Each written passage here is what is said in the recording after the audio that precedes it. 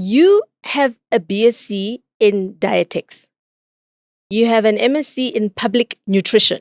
Yeah. And a PhD in nutrition. Yeah, and agriculture. Do you think at the moment in South Africa, we have what is akin to a food and nutrition ticking bomb? Are we in an emergency? Are we in a crisis? Or are we entering emergencies and crises when it comes to food and nutrition? Yeah, we're in a crisis. We are in a crisis. We are in a crisis, yeah.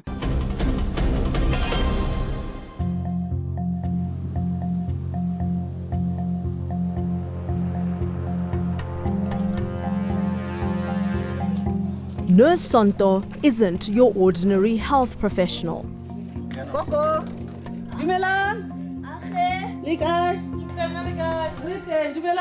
She's the food police deployed to prevent overfeeding and malnutrition in poor communities.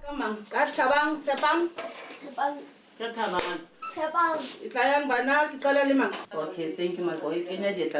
Even before he gets on the scale, it's clear that toddler Tsepang will not get off lightly. When we saskalisa 18 kg. Last time only 15.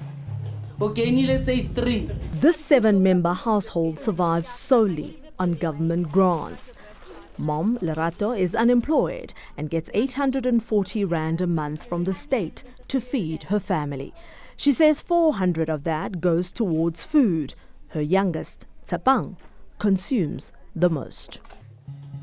For breakfast, little Tsepang munches his way through 2 bowls of porridge, 2 slices of bread, yogurt, an orange, and some water. For lunch, it's 2 tablespoons of pap, a side dish of tinned fish, and 2 slices of bread. Throughout the day, he nibbles on snacks like chips and biscuits. And for dinner, there's more pap, vegetables, and a sweetie before bed. Perhaps 6 monthly checkups just aren't enough. 54. Oops, she's put on 10 kilograms. Dipuo is shocked and says it must be the stress of school that's making her daughter overeat. Like stress. Over.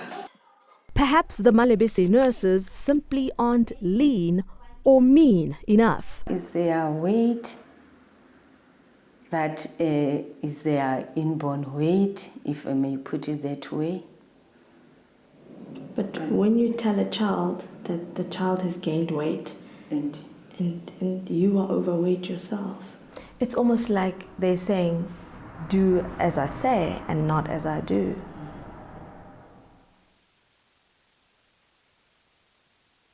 She seemed lost for words. Yeah, we are. And that is why my drive for indigenous food, because we are in a crisis.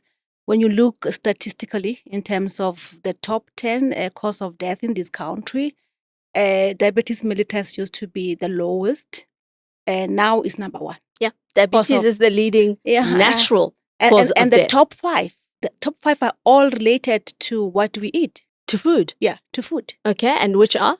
Hypertension, cardiovascular diseases, I need to recall, some type of cancers, because they are classified as cancers as well, yeah.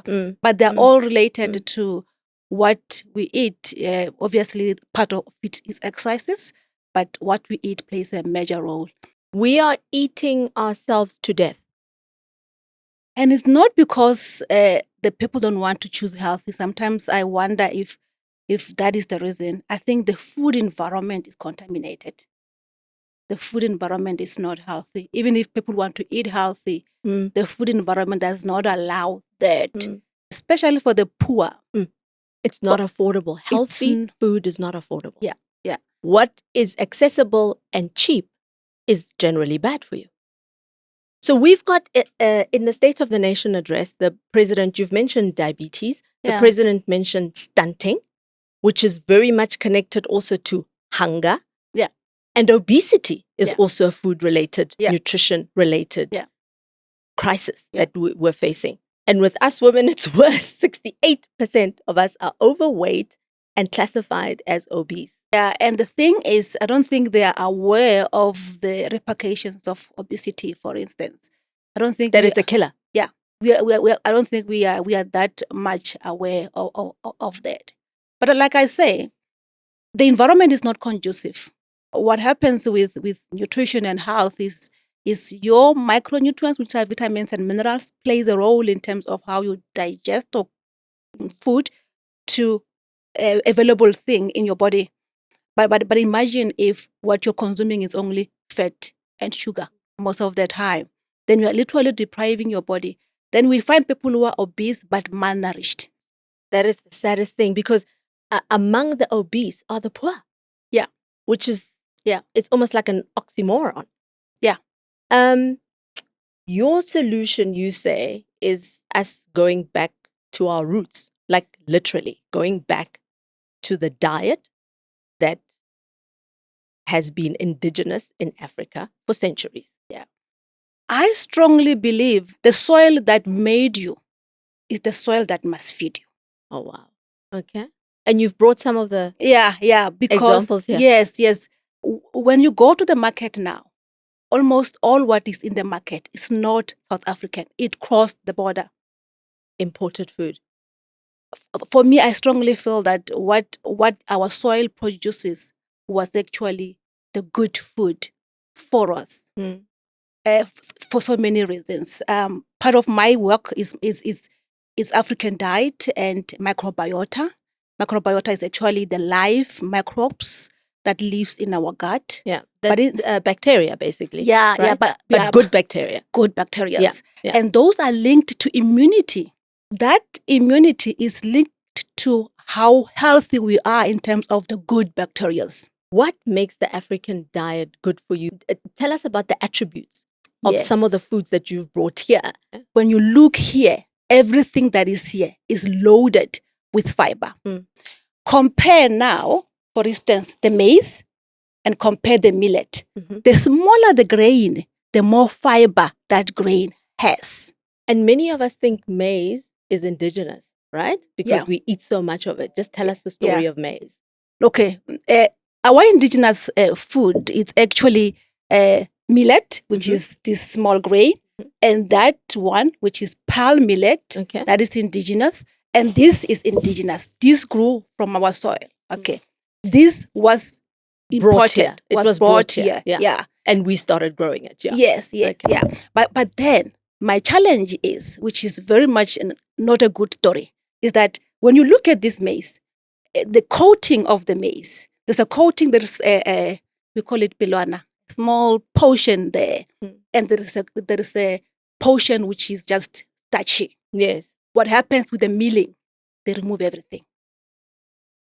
Sure. The small portion has essential fatty acids. Very good. Essential fatty acid. It's removed in our milling system. The coating is loaded with fiber. It's removed in our milling system. Then what are we left with? Carbohydrate. So it's stripped of nutrition, basically. It's stripped of our B complex vitamins, essential fatty acid, fiber, and we're left with that smaller portion. If you can check the fiber content of our maize, is very, very low. Traditionally, the very same maize we used to eat, but we wouldn't remove everything. We will take the coating and we soak it and we ferment it. We'll take the fermented coating, which is more like the middle, and then mix with the maize. Then that was a very good dish. Why? Number one, fiber was still there. Two, we still had essential fatty acid. We still had B complex vitamins. Three, it was fermented. Studies have shown without any doubt that when the food is fermented, it increases the growth of the good bacteria, that it improves our microbiota. But there are some that say if you don't know how to ferment properly, then it can actually be a risk to your health. Very minimum risk. Very minimum risk. Let me just explain what happens in fermentation. Yeah. Okay. When you ferment the food, it actually bulge because then there's an increase in terms of the air. The bad bacteria do not survive well in an acidic environment, in a fermented environment. I don't know if you get my point. Yeah, I'm with you. And because they don't survive well, you have less of that contaminating your system. Okay. Yeah. All right. But obviously, when we go through the fermentation process, obviously we need to take it with education as well in terms of how long do you ferment your millet or your sorghum before that food is consumed. Apart from that, nutritionally, when I was in class, I was told that green leafy vegetables are rich. You go to the market, a small portion of spinach, how much does that cost? How many of us are eating green leafy vegetables? Yeah. While our soil gave us these species, I went to Venda last year early to actually sample what in that community where I was, the number of green leafy vegetables they had. I came up with more than 20 species that were edible, free from the wild. What I brought here, this one I planted in my yard. What is it called? This is amaranth, Okay. tebe in our All language. right. Okay. Voa And you in cook Venda. the leaves. We cook the leaves. Okay. Yeah.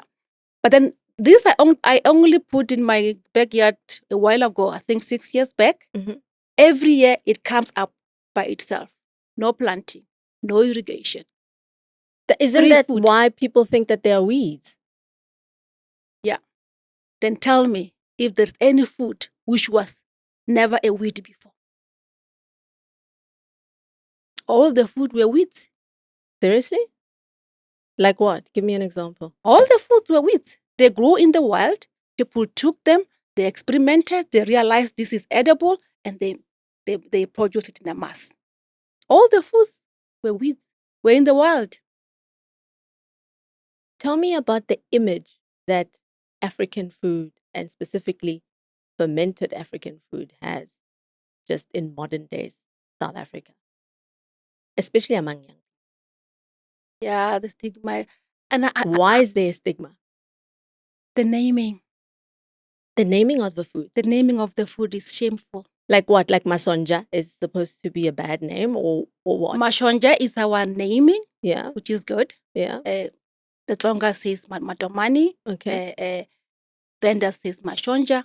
That's a good name. Yeah. How is it named in English? Mopani worm.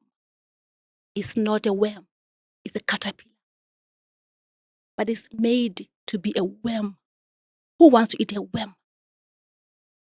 The naming for me, for instance, I think about this is Nawa in our language. What is it called in English? A cowpea. A cowpea. Yeah, but a pea as a pea. But the moment you say a cowpea, can be anything. People think of urine. The naming is bad. The naming is bad. It's like a bean, is it? It's a bean and very nutritious bean. I told you earlier on, and I said if the grain is smaller, the more fiber it has.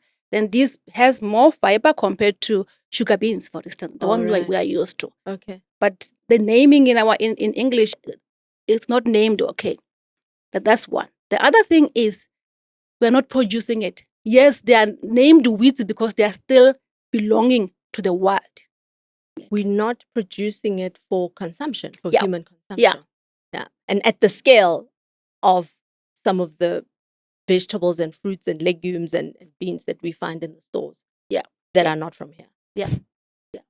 And the sad part is the diet the baby ate. That was written in 1954, 59, somewhere there. In that book, the writer is writing about our grains. Very much resistant to drought. Not easily attacked by pests. So we don't have to starve during a drought. We don't. There's no reason for starving. There's no reason for starving. Part of my excursion last year when I was in the wild collecting these vegetables with the community members, I went with my brother in another farm. In that farm only we could sample more than 5 indigenous fruits They're still growing in the world. They're still available. Why are we not taking them and planting them in our home state? So when you hear statistics like 15 million South Africans are food insecure, in other words, they don't get enough nutrition to live a healthy life. How does that make you feel? Knowing what you know. Yeah. Sometimes I always say I think we need to define what food security is all about in our context. Because it seems we are hungry or experiencing hunger because we cannot afford to go to the shops and buy. Because we eat what is in the shops. Yeah. There is one poem, I just hope I'll remember the title, because I actually cropped it when I saw it in that book. I cropped it.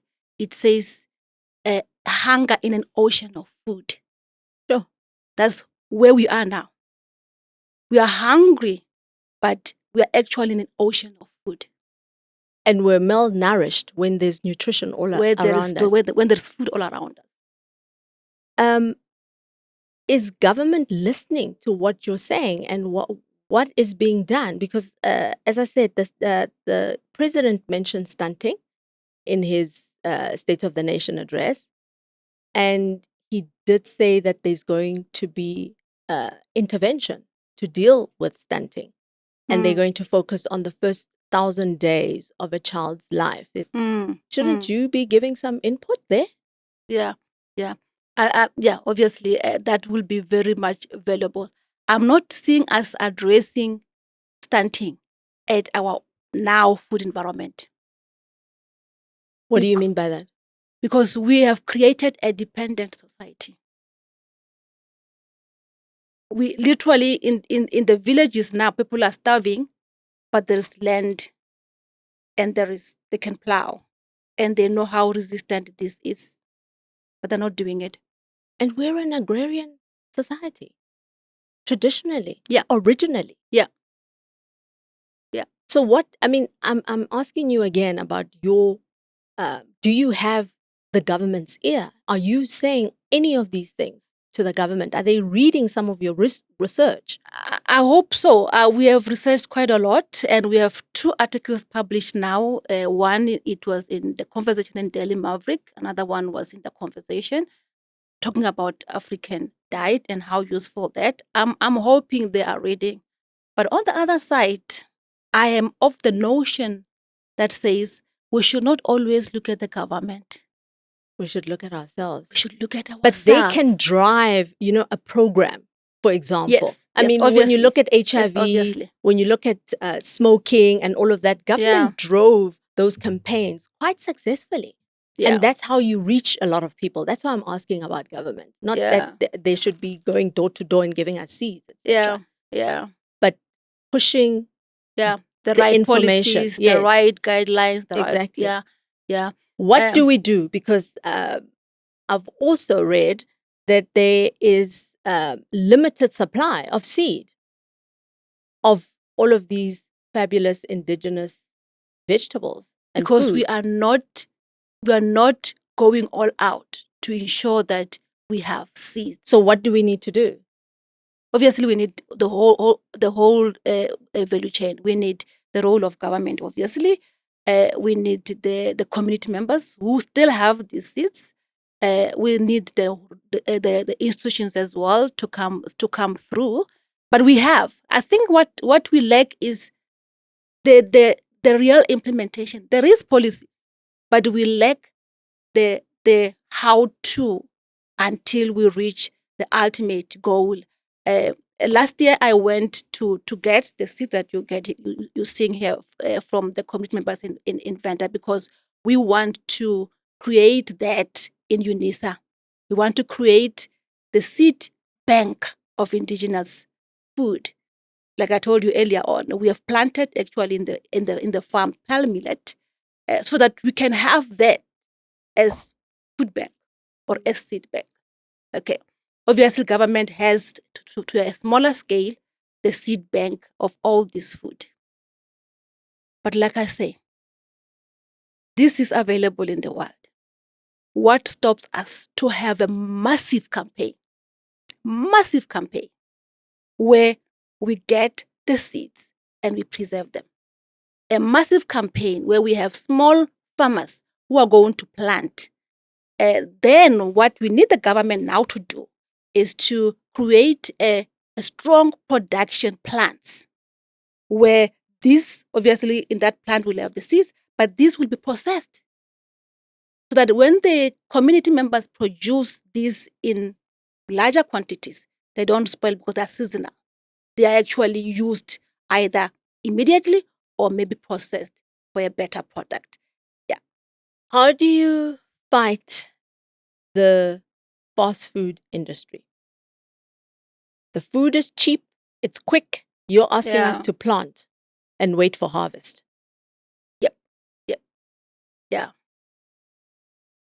For me, I feel education is the key.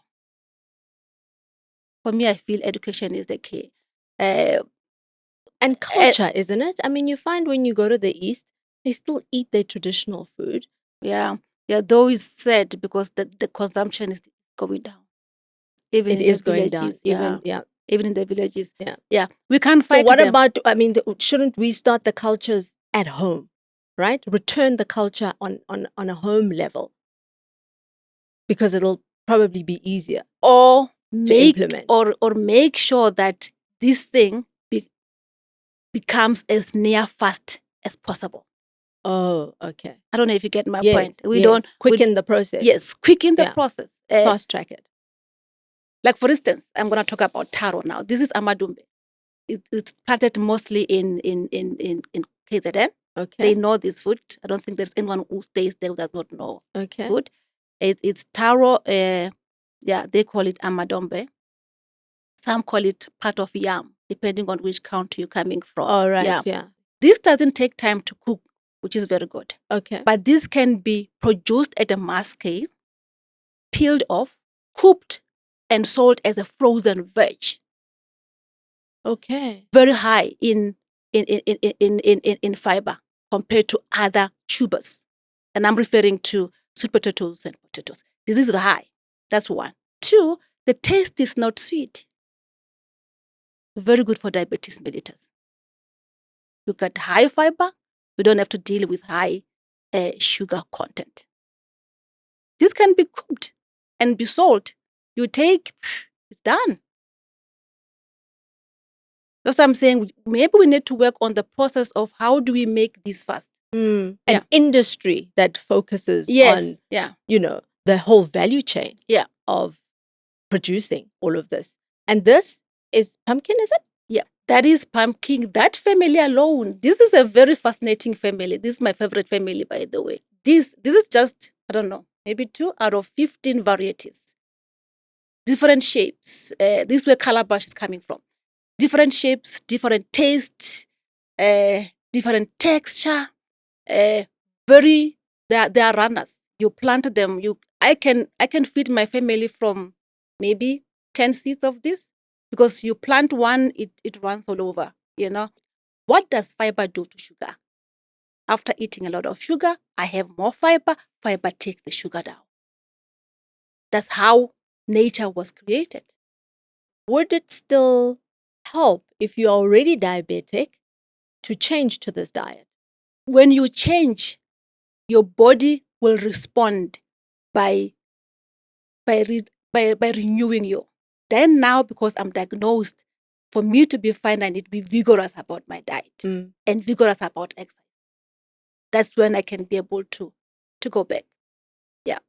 That's another thing that we've dropped is exercise, moving around, walking, going out into the field and making our own food, planting our own food. If I had to switch to an African diet, Indigenous African diet from tomorrow, what would be my breakfast? The best one is fermented millet. I think the question is, will you get that? That's my challenge now. That's why if the government needs to come in, is to, because the soil is there. Our soil loves millet. There's not much input. Does not need more water. If we have to do something, let's produce this food at a mass scale. There is a lot that is not recorded, and we're going to try to retrieve that. and the record. Yeah. But what we need is now it has to be produced at a mass scale. It won't be costly. That's what makes me feel bad sometimes. It doesn't cost a lot. Why? Because the soil is familiar with it. The environment is familiar with it. I showed And you it's about drought resistant. Most drought of it. resistant. Yeah. I showed you about the maize, that the maize, this is the last year's maize, it was treated, but still is attacked. This is last year millet, no treatment, not attacked. Yeah. You get what I'm trying to say? Yeah. And we can plant it ourselves. Some of this. I mean, I can have this in my garden, right? I have this in my garden, I have that in my garden, and this I took from my garden. Then you cold. You cold at a very small scale, have that. And that's another thing. Apart from mass production, we need mass education in terms of how do we plant that. The good thing is, which is very good, is that in terms of research and how this can be, that there is enough research. UNISA alone has done a lot of research in terms of indigenous food and how that there can be, what we need is just action now. Yeah. Education, And action, implementation. Yeah.